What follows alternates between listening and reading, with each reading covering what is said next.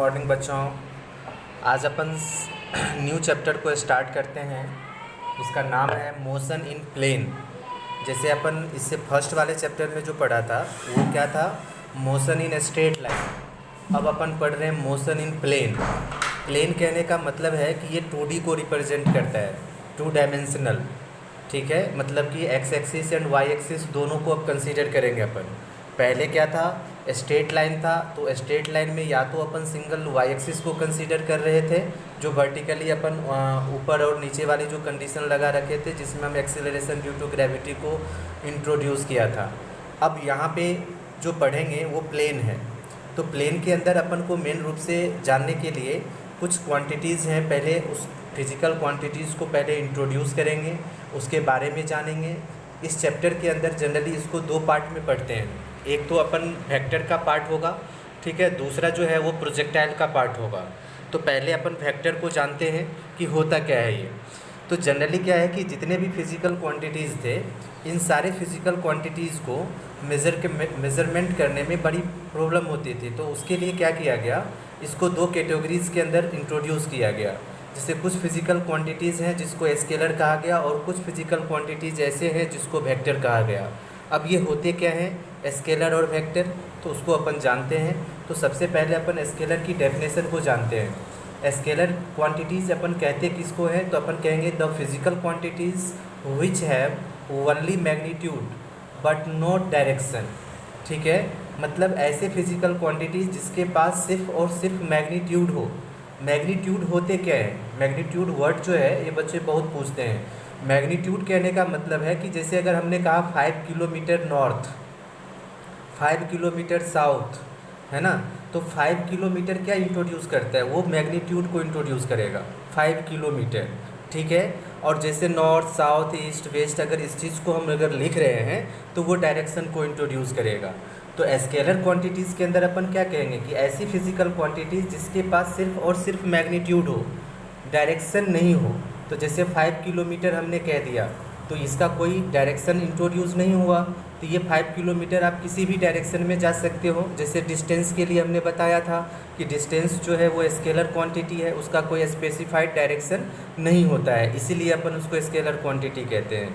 तो यहाँ पे अपन इसी के एग्जांपल्स अपन कहेंगे, जैसे मास हो गया, तो मास में जैसे हमने कहा 5 केजी शुगर है, तो 5 केजी शुगर क्या है, सिर्फ उसकी मैग्नीट्यूड को इंट्रोड्यूस कर रहा है। वॉल्यूम हो गया, डेंसिटी हो गया, time, temperature, electric current etcetera, ये सभी के सभी एग्जांपल्स अपन लिख सकते हैं स्केलर क्वांटिटीज़ के अंदर। ठीक है, उसके बाद अपन वेक्टर क्वांटिटीज़ को जानते हैं। वेक्टर क्वांटिटीज़ किसको कहते हैं, ऐसे फिजिकल क्वांटिटी जिसके पास डायरेक्शंस और मैग्नीट्यूड दोनों हो। ऐसे ऐसे जो क्वांटिटी हैं फिजिकल क्वांटिटीज़, उसको अपन कहते हैं वेक्टर क्वांटिटीज़। दैट मीन्स जैसे displacement, velocity, force, momentum etcetera, ये सब इसके अंदर आ जाते हैं। जैसे डिस्प्लेसमेंट के हमने कह देगा 5 किलोमीटर नॉर्थ, तो नॉर्थ हो गया डायरेक्शन, 5 किलोमीटर हो गया मैग्नीट्यूड। तो मैग्नीट्यूड और डायरेक्शंस बोथ को कंज्यूम करता है ऐसे फिजिकल क्वांटिटी, उसको अपन वेक्टर क्वांटिटी कहते हैं। ठीक है, अब अपन को यहाँ पे क्वेश्चन एराइज होता है कि वेक्टर को हम रिप्रेजेंट कैसे करते हैं। ठीक है, कैसे लिखेंगे, बिल्कुल आप लोगों के लिए बच्चे ये नई चीज़ें हैं। ठीक है, तो इस वेक्टर को रिप्रेजेंट करने के लिए हम क्या करते हैं, रिप्रेजेंटेशन ऑफ वेक्टर के लिए कहेंगे a vector quantity is represented by a straight line with an arrow head over it. मतलब कि जैसे ये जो देखो रेड कलर का जो यहाँ पे दिया हुआ है लाइन, इसमें ये एरो अपन इस तरह से बनाते हैं, जिसमें जो फाइनल पॉइंट होगा उसको हेड से रिप्रेजेंट करेंगे, और इनिशियल जो जहाँ से चलना स्टार्ट किया वो टेल को रिप्रेजेंट करेगा। ठीक है, जैसे अपन यहाँ पे देखो डायरेक्शन को भी इंट्रोड्यूस कर रखे हैं, नॉर्थ साउथ ईस्ट वेस्ट। ठीक है, तो अपन यहाँ से वेस्ट से ईस्ट की ओर मूव कर डायरेक्शंस को इंट्रोड्यूस कर रखे हैं। तो ये चीज़ें वेक्टर रिप्रेजेंटेशन है। ठीक है, तो आप कभी भी जैसे कोई भी वेक्टर को रिप्रेजेंट करेंगे, जैसे ओ ए वेक्टर लिख देंगे इसको। ठीक है, ओ ए लिख करके उस पर अपन वेक्टर का नोटेशन ये एरो अपन लगा देंगे। ओ के पास जो है टेल होगा, और हेड जो है वो ए के पास चला जाएगा। ठीक है, अब इसके अंदर कुछ वेक्टर्स हैं जिसको अपन को इंट्रोड्यूस करना होता है। जैसे अपन कहते हैं equal vectors, modulus of vectors, negative of vectors, unit vectors, fix vector, free vectors, collinear vectors, coplanar vectors, को इनिशियल वेक्टर्स, को टर्मिनस वेक्टर्स। तो ये सारे वेक्टर्स के टाइप्स को अपन एक एक करके इंट्रोड्यूस कर लेते हैं, ठीक है। जैसे अगर इक्वल वेक्टर्स हमने कहा तो इसका मतलब है कि ऐसे वेक्टर्स जिसके पास मैग्नीट्यूड एंड डायरेक्शंस दोनों सेम हो, है ना, ऐसे वेक्टर्स को अपन इक्वल वेक्टर्स कहते हैं। जैसे हमने एग्जांपल दे रखा है यहाँ पे, जैसे vector A and vector B, तो देखो दोनों का लाइन जो है vector A and vector B दोनों सेम लाइन को रिप्रेजेंट कर रहा है ना, तो इसको अपन कहेंगे और सेम डायरेक्शन में मूव कर रहा है, तो इसलिए हमने इसको क्या कहा, इक्वल वेक्टर्स, ठीक है। सेकेंड नंबर अपन कहते हैं नेगेटिव ऑफ वेक्टर्स। तो जैसे हमने क्या किया, ए वेक्टर का डायरेक्शन तो उसी तरह से है, बी के डायरेक्शन को हमने चेंज कर दिया, लेकिन मैग्नीट्यूड सेम है, इसीलिए हमने क्या कहा कि A is equal to minus of B. That means कि मतलब ये डायरेक्शन को इंट्रोड्यूस किया, इसलिए यहाँ पे नेगेटिव साइन आ गया, ठीक है, इसीलिए हमने इसको कहा नेगेटिव ऑफ वेक्टर्स।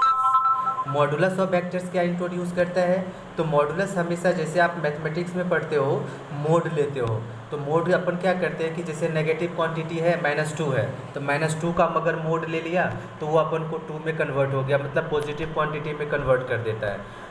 तो वो तो मैथमेटिक्स की चीज़ है, लेकिन यहाँ पे वेक्टर में जब हम मोड लेते हैं तो ये क्या करता है, उसको वेक्टर से फ्री कर देता है, सिर्फ उसका मतलब कि मैग्नीट्यूड फॉर्म दे देता है। तो जैसे वेक्टर ए है तो वेक्टर ए का मोड ले लिया अपन ने, तो ये अपन को सिंपल ए के टर्म्स में इंट्रोड्यूस हो जाएगा, मतलब सिर्फ उसकी मैग्नीट्यूड को इंट्रोड्यूस करेगा, मैग्नीट्यूड या मॉडुलस ऑफ वेक्टर्स अपन इसको कहेंगे। उसके बाद है अपन को फोर्थ नंबर में यूनिट वेक्टर्स। यूनिट वेक्टर अपन किसको कहते हैं, तो यूनिट वेक्टर कहते हैं, unit vector is a vector of unit magnitude, मतलब सिंगल मैग्नीट्यूड होना चाहिए उसका, drawn in the directions of the given vectors. जैसे यूनिट वेक्टर को अपन कैप से रिप्रेजेंट करते हैं, जैसे ए कैप लिख रखा है अपन यहाँ पे, A cap is equal to vector A upon में मॉडुलस ऑफ वेक्टर ए, ठीक है। तो मोड जैसे ही ले लेंगे नीचे वाले वेक्टर का, तो ये क्या होगा, मैग्नीट्यूड फॉर्म में चेंज होगा, तो वेक्टर अपॉन में उसका मैग्नीट्यूड, यही उसकी यूनिट को वेक्टर को इंट्रोड्यूस करेगा, ठीक है, ये ध्यान रखना है बच्चों। उसके बाद अपन कहते हैं फिक्स्ड वेक्टर। फिक्स्ड वेक्टर अपन जिसका इनिशियल पॉइंट फिक्स हो, ऐसे वेक्टर को अपन फिक्स्ड वेक्टर कहते हैं, ठीक है। उसके बाद कहते हैं फ्री वेक्टर, जिसका इनिशियल पॉइंट फिक्स नहीं हो उसको अपन फ्री वेक्टर कहते हैं। कोलिनियर वेक्टर, ऐसे वेक्टर जिसका अपन क्या कहते हैं, which either act along the same line, है ना, अलोंग पैरेलल या एंटी पैरेलल, इस तरह के वेक्टर्स जो होते हैं उसको अपन कोलिनियर वेक्टर्स कहते हैं। इसका एग्जांपल मैंने यहाँ पे शो कर रखा है, जैसे vector A vector B collinear है, एक ही लाइन पे है, ये पैरेलल वाला है, ये एंटी पैरेलल वाला है, ये सारे के सारे अपन को। अब इस कोलिनियर वेक्टर को दो पार्ट में बांटते हैं, एक कहते हैं लाइक पैरेलल वेक्टर्स, एक अनलाइक पैरेलल वेक्टर्स। तो वही चीज़ें हैं, एंटी पैरेलल और पैरेलल को ध्यान में रखना है आपको, ठीक है। उसके बाद अपन कहते हैं कोप्लेनर वेक्टर्स, ऐसे वेक्टर्स जो एक ही प्लेन में लाई करते हैं बहुत सारे वेक्टर्स, तो उसको कोप्लेनर वेक्टर्स कह देंगे, ठीक है। को इनिशियल वेक्टर्स कहते हैं, जिसका इनिशियल पॉइंट सब वेक्टर का सेम हो उसको अपन को इनिशियल वेक्टर कह देंगे। उसके बाद है को टर्मिनस वेक्टर्स, जिसके टर्मिनल पॉइंट जो है वो सेम है। तो को इनिशियल और को टर्मिनस का सिंपल सा एग्जांपल है कि जैसे अगर मान लो कि आप स्कूल से घर जाते हो, ठीक है, तो स्कूल से घर जाते हो तो स्कूल क्या है, सबका इनिशियल पॉइंट है, तो वो को इनिशियल हो जाएगा, ठीक है। अगर अपन घर से स्कूल जाते हैं तो सबका टर्मिनल पॉइंट क्या हो गया, स्कूल, और सबके अलग अलग घर हैं तो वहाँ से अपन चलते हैं, इसीलिए अपन इसको को टर्मिनस के टर्म्स में इंट्रोड्यूस कर देंगे, ठीक है। उसके बाद है एक जीरो वेक्टर्स, इसको नल वेक्टर के नाम से भी जानते हैं जीरो वेक्टर को। तो जीरो वेक्टर अपन कहेंगे, जीरो और null vector is a vector that has zero magnitude, मतलब उसका मैग्नीट्यूड जीरो हो, ऐसे वेक्टर को अपन क्या कहेंगे, जीरो वेक्टर, ठीक है। इसके भी कुछ प्रॉपर्टीज़ होते हैं, जैसे अपन को वेक्टर ए अपन ने यहाँ पे शो कर रखा है, vector A is equal to vector B, है ना, mu is equal to minus lambda, इस तरह से अपन इसको इंट्रोड्यूस करते हैं। उसके बाद है addition and composition of vectors. Addition and composition के अंदर अपन जब जाएंगे तो एडिशन एंड कंपोजिशन क्या कहता है वो देखिए। इसमें अपन कहते हैं कि द रिजल्टेंट ऑफ टू और more vector is the single vector which produces the same effect as the initial vector together would produce the process of finding two or more vector is called composition of vector। Composition कहने का मतलब है कि अपन उसको add करते हैं, मतलब composition of vector को आप तीन पार्ट में जनरली डिवाइड करते हो, इसको अपन एडिशन ऑफ वेक्टर्स भी कहते हैं, जिसमें हम फर्स्ट कह रखे हैं triangle law of vector addition, second number parallelogram law of vector addition and third number polygon law of vector addition, ठीक है। इन तीनों को अपन एक एक करके पहले जान लेते हैं। ठीक है। तो जैसे अपन ने पहले नंबर में ट्रायंगल लॉ बताया था, तो ट्रायंगल लॉ के लिए अपन ने जैसे दो वेक्टर्स लिया, एक वेक्टर ए है, एक वेक्टर बी है। इन दोनों को हमने इस तरीके से रिप्रेजेंट किया, O P vector is vector A and P Q vector is vector B. ठीक है, इसको हमने इस तरह से, और इन दोनों का जैसे बी वेक्टर जो था पी क्यू वेक्टर, उसको हमने उसके हेड पॉइंट को इनिशियल ओ वेक्टर की अपन इससे इंट्रोड्यूस किया, ओ से क्यू को अपन मीट करा दिए। तो vector R is equal to अपन लिख सकते हैं वेक्टर ए प्लस के वेक्टर बी। ठीक है, तो that is the triangle law of vector addition. अगर आपको कोई दो वेक्टर इस तरह से दिए हुए हैं तो सिंपली अपन उसको ऐड कर सकते हैं। ठीक है, उसके बाद इसी चीज़ को हमने यहाँ पे लिखा है O Q vector is equal to O P vector plus के P Q vector, R vector is equal to vector A plus के वेक्टर बी कह देंगे। ठीक है, उसके बाद अपन को है इसी तरह से पैरेललोग्राम। तो पैरेललोग्राम लॉ में क्या करना है कि अपन को जैसे पी क्यू है तो पी क्यू के पैरेलल यहाँ पे एक लाइन ड्रॉ कर देंगे और ओ पी के पैरेलल ओ पी लगा देंगे। तो पैरेललोग्राम का भी यही सेक्शन होता है, उसमें कोई नई चीज़ें नहीं होगी, उसमें भी अपन ट्रायंगल लॉ यूज़ करेंगे। ठीक है, उसके बाद अपन यहाँ पे पॉलीगन लॉ में आते हैं। तो पॉलीगन लॉ के लिए अपन सिंपल यहाँ से समझ लेते हैं फिगर से। देखिए अपन ने क्या किया, पहले ओ पी वेक्टर लिया जिसको हम वेक्टर ए से इंट्रोड्यूस कर रखे, उसके बाद हमने लिया पी क्यू वेक्टर तो उसको हमने बी वेक्टर से इंट्रोड्यूस किया है। अब इस ए वेक्टर और बी वेक्टर का रिजल्टेंट अपना हो जाएगा ए वेक्टर प्लस के बी वेक्टर। अब अपन को एक न्यू वेक्टर सी ले लिया जो हमने क्यू एस से रिप्रेजेंट कर रखा है।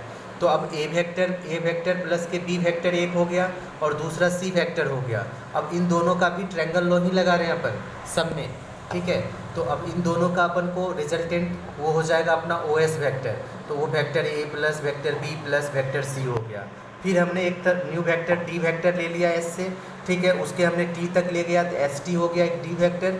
उसका रिजल्टेंट क्या होगा, तो आपका एक अब हो गया ओ एस और दूसरा हो गया टी एस। तो इन दोनों का रिजल्टेंट अपन इनिशियल पॉइंट से मीट करा दिए इसके हेड को, तो ये अपना हो जाएगा A R vector is equal to vector A plus vector B plus vector C plus vector D. ठीक है, इस तरीके से अपन ने इसको इंट्रोड्यूस कर दिया। तो यही अपन को पॉलीगन लॉ के फॉर्म को रिप्रेजेंट करता है। यही अपन को यहाँ पे प्रूफ भी दिखा रखे हैं कि जैसे ट्रायंगल पी ओ की जो है ओ क्यू, तो ये अपन ने लिखा ओ पी वेक्टर प्लस के P Q vector is equal to vector A plus के वेक्टर बी। अब ओ क्यू एस ट्रायंगल के अंदर आ जाइए, उसमें वही चीज़ें जो मैंने बोला है वही चीज़ें यहाँ पे लिख रखा है लैंग्वेज में।